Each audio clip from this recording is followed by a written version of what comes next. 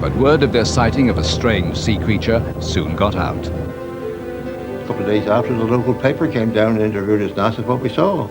That started the old ball rolling. Soon afterwards, George Vinicum had a visitor from London.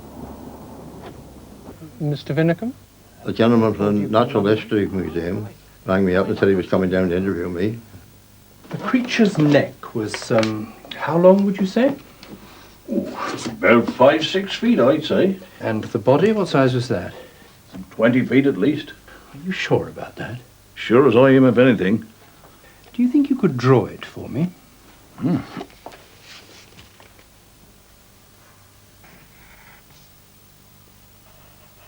In another room was John Cock. He also drew what he'd seen. He drew his.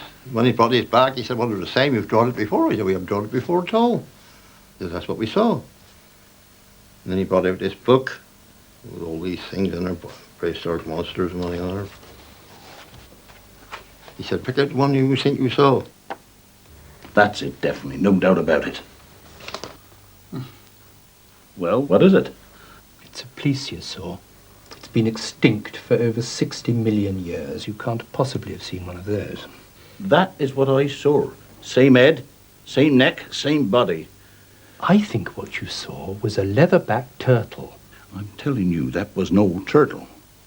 Now, I have sailed them waters for 40 years, and I have seen turtles, and whales, and giant squid, but this creature were nothing like I've ever clapped eyes on. I said, you come all the way down from London to tell me what we saw. I said, I'm telling you what we saw. For Dr. Carl Schuker, the most credible explanation remains the plesiosaur. I don't think that it can be explained away by otters, by the traditional explanations.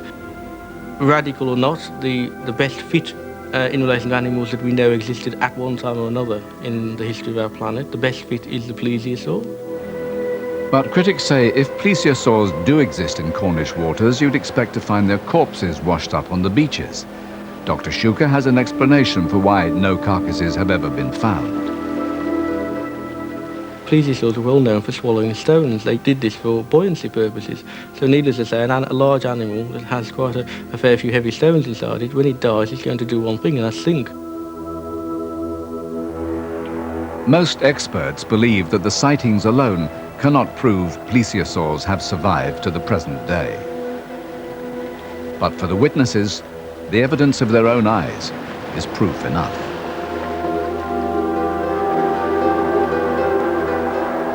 What we've seen, we've definitely seen. And what it was, I don't know.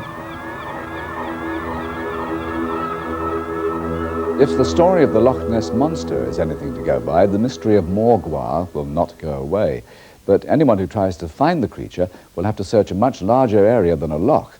Morgwa, it seems, could be roaming thousands of square miles of ocean. Cornwall is also the setting for the work of a man officially registered by the Church of England to carry out exorcisms. We'll be featuring him in our second